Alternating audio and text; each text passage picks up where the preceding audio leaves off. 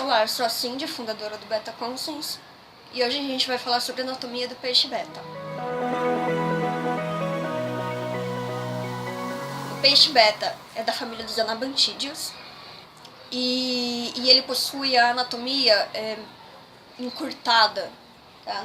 Isso não é um nome usado, é simplesmente para explicar para vocês.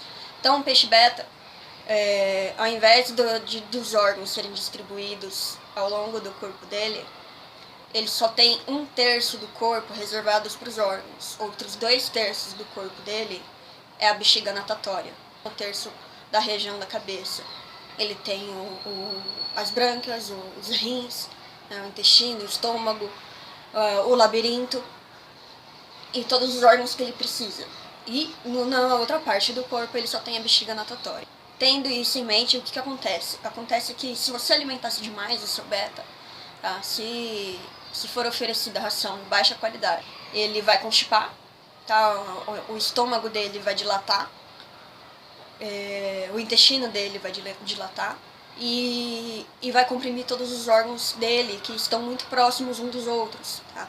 E isso pode levar o beta a óbito. Tem aquela condição que a gente já explicou em um texto sobre o que é a hidropsia. O que a hidropsia é? Uma condição onde há a falência do renal, onde há a falência dos rins. E a constipação pode ser uma das causas da hidropsia. Tá? Tem várias coisas que podem causar a condição de falência renal, mas a constipação é uma delas. Porque o estômago dilata, o intestino dilata, e comprime o rim e ele leva à falência. Enfim. Outra situação que pode acontecer com o peixe constipado é toda essa parte da frente dele inchar, e isso comprimir o espaço que a bexiga natatória tem, e ela inchar também, ficar comprimida e inchar e atrapalhar na flutuação do peixe. Outra condição que pode ter, também é sobre alimentação, o beta passar fome, o beta ficar desnutrido, tudo isso ficar retraído, tá? E a bexiga vai ocupar maior espaço, isso leva à condição de distúrbios na bexiga natatória negativa, que o peixe afunda, tá? Ele não consegue reunir a quantidade de ar que deveria dentro da bexiga natatória, ela fica com muito espaço sobrando, ela fica muito esticada e desinflada e o peixe afunda, ele não consegue boiar. Então, ligado ao assunto da anatomia do peixe beta, está muito ligado com a alimentação. O beta é um peixe carnívoro, ele é um predador. O que acontece na natureza? Todos os peixes carnívoros, eles não têm o corpo, a anatomia adaptada para ter comida o tempo inteiro. Então, sempre que tem comida disponível, eles comem. Tá? Sempre que tem comida disponível, eles comem. Se você começar a oferecer muita comida para o seu beta, ele vai comer. É o instinto dele que ele consuma toda a comida que esteja disponível naquele momento, porque ele não sabe se no dia seguinte vai ter comida. Tá? O peixe beta doméstico, ele precisa ter um dia de jejum. Precisa reservar um dia da semana de jejum para o peixe beta poder digerir toda a ração que está ali no metabolismo dele, conseguir passar tudo isso, digerir tudo isso, conseguir defecar tudo isso. Tá? Coisa importante é você oferecer alimentos ricos, de preferência alimentos que tenham farinha de peixe como primeiro ingrediente. Como você vê o ingrediente da ração? Tá? O primeiro ingrediente que aparece é o ingrediente que tem mais porcentagem de composição naquela ração. O segundo ingrediente é o segundo que tem maior porcentagem, o terceiro é o terceiro que tem maior porcentagem e assim por diante. Então, peixe carnívoro é sempre bom você ter um produto animal, né, na primeira composição. No caso é a farinha de peixe, que é a mais comum que se encontra. Outra coisa importante da anatomia do beta, quando ele tem estímulo de defender o território, tem estímulo de outro peixe, ou tem estímulo do espelho, ele se abre, e essa abertura que ele dá, ele empurra o estômago, intestino e outros órgãos para fora, para dentro, né, do corpo, nessa direção aqui. Tá? E espremendo isso, ele estimula o intestino a funcionar, ele espreme o estômago, o intestino, e ele defeca, abrir ele, ter esse estímulo de agressão, de proteção do território, é benéfico, tá? Não é besteira, não é judiação, não é brincadeira, tá? É benéfico pro beta ter pelo menos de 5 a 20 minutos de estímulo no espelho, para ele se abrir para empurrar as fezes e conseguir defecar. O importante de tudo isso é um jejum semanal, tá? Escolhe um dia da semana, deixa ele 24 horas sem alimentação naquele dia, ok? E estímulos diários no espelho, de 5 a 20 minutos. Mais de 20 minutos é estresse. A mais de 20 minutos ele vai ficar, meu Deus do céu, esse peixe não sai do meu território e eu não consigo alcançar ele. Ele vai começar a se bater no vidro, ele vai começar a entrar em desespero. Tá? Mais de 20 minutos é estresse. Tá? De 5 a 20 minutos ou até ele defecar. Né? Se ele defecar com 10 minutos de espelho, você pode tirar. É benéfico tanto por conta das fezes, né? Por conta de estimular ele a defecar, quanto para estimular a circulação de sangue, na irrigação das brânquias e evitar sedentarismo mesmo, né? Colocar lá a musculatura dele em dia, dar aquela animada, dar aquela estimulada. É bom pro peixinho beta. Porque o espelho, né? Você não pode colocar outro beta lá, porque senão eles vão se matar. Tá? Eles vão se matar, eles vão sair extremamente machucados. Tem o seu espelho, o espelho é seguro. Ok? Sobre laxante, sobre ervilha, né? Peixe é um beta carnívoro. Não é aconselhado você dar ervilha cozida para ele com frequência. Ele é um beta carnívoro, ele não digere a ervilha. É laxante, vai ajudar ele a defecar, mas também vai ajudar ele a ter uma diarreia e perder nutriente, tá? Porque ele é carnívoro. E em situações absurdas de constipação, que o beta precisa urgentemente defecar, banho de sal amargo não funcionou, jejum não funcionou, espelho não funcionou, a gente usa ervilha. Tá? Mas não é a primeira opção. Tem outras opções para o peixe beta, para tratar a constipação. Tá, além de tudo isso, da anatomia do beta, além do estômago, além da bexiga natatória, ele tem o órgão, o labirinto. O famoso labirinto, que justifica, outro importante mito do beta, que a respiração, que ele respira oxigênio da atmosfera, tá? Não é verdade, tá? Esse é outro mito que explica colocar em beteira, colocar em ambiente sem oxigenação, sem filtragem, tá? Ele consegue retirar oxigênio da atmosfera pelo labirinto, que é um pulmão primitivo, tá? Todos os anabantídeos têm labirinto e só o beta tem esse mito aí de que ele pode viver sem filtragem em ambiente ridículo pequeno. Tricogaster tem labirinto, Colísia tem labirinto, peixe paraíso tem labirinto, tá? Todos os peixes da família dos anabantídeos têm labirinto e conseguem respirar oxigênio da atmosfera. Eles, como eu falei no outro vídeo, eles têm respiração bimodal, tá? Isso significa que eles respiram tanto pela brânquia, tanto pelo oxigênio dissolvido na água, quanto pelo oxigênio dissolvido da atmosfera. Se ele for obrigado a respirar só por um desses, ele vai adoecer. Ele vai adoecer e pode ir à morte. Tá? Se não tiver oxigênio dissolvido na água, ele pode adoecer e pode ir à morte. Se ele for impedido de alcançar a superfície, se você colocar uma tampa, né, tampando toda a parte da superfície, ele não puder pegar o ar da atmosfera, tá? Ele vai adoecer e pode ir a óbito. Tá? Ele precisa ter acesso à atmosfera e ele precisa ter oxigênio dissolvido na água. Não precisa, eles não são altos consumidores de oxigênio. Você não precisa de um oxigenador voltado para isso, né? Diferente dos químicos, que eles precisam sim, não pode ter só a queda da água como fonte de oxigênio. O beta você não precisa ter um oxigenador, mas você precisa ter o filtro. Por que você precisa ter o filtro? Além da movimentação, né, de água, além do oxigênio dissolvido. O beta urina, né? Ele é um peixe, ele é vivo, né? Ele urina o tempo todo, como todos os outros peixes, né? E ele defeca, ele come, ele vive, né? Ele produz amônia. Né? Então, se você não tem um sistema que consuma essa amônia, se você não tem um filtro ciclado, que consuma a amônia, transforme em nitrito, transforme nitrito em nitrato, e esse nitrato é retirado pela TPA, ele vai adoecer. Essa amônia passa pelas brânquias dele, passa pelo organismo dele, passa pelo sangue dele e ele intoxica. Tá? Precisa de um filtro ciclado. Okay? Ele é um peixe. Tá?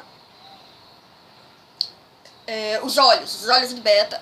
O tamanho do estômago do beta. Tem aquele guia, né, que falam que o estômago do beta, o estômago do peixe, é do tamanho de um olho dele. Não tá errado, mas também não tá certo. O que acontece? O beta ele tem uma boa capacidade de estender o estômago, de aumentar, né, encorpar e aguentar a comida, porque ele é carnívoro. E porque todos os estômagos têm uma certa um certo fator de dilatação, tá? Então, se você alimentar só de acordo com o tamanho do olho, ele vai passar fome, tá? A proporção certa de você alimentar um beta é até ele dar uma engordadinha, tá? Ali na hora que ele tá comendo, ele deu aquela engordadinha, para de oferecer comida. É essa quantidade que seu beta come, tá? O meu beta, o Midnight, ele come pra caramba, tá? Ele come pra caramba e ele não constipa, ele come pra caramba, ele é um gordo, tá? Outros betas que eu pego, eles vêm muito mirradinho, tá? Eles vêm à beira da morte, vêm com o estômago muito pequenininho, porque ele nunca foi exercitado, ele nunca recebeu comida decente, tá? Então, para esses peixes, eu não posso oferecer a quantidade que eu ofereço pro meu beta Midnight, tá? Eu tenho que aumentar isso aos poucos, promover o bom desenvolvimento do peixe, promover os exercícios, fortalecer o peixe e ver qual que é o limite, cara. Cada peixe é cada peixe, tá? Cada peixe tem um tamanho, cada peixe tem uma capacidade de absorver nutrientes diferente, cada peixe tem seus problemas genéticos por seleção inapropriada, tá? Então não tem uma regrinha de, dá 4 bolinhas por dia, tá? Depende do tamanho da bolinha, que varia de marca para ração.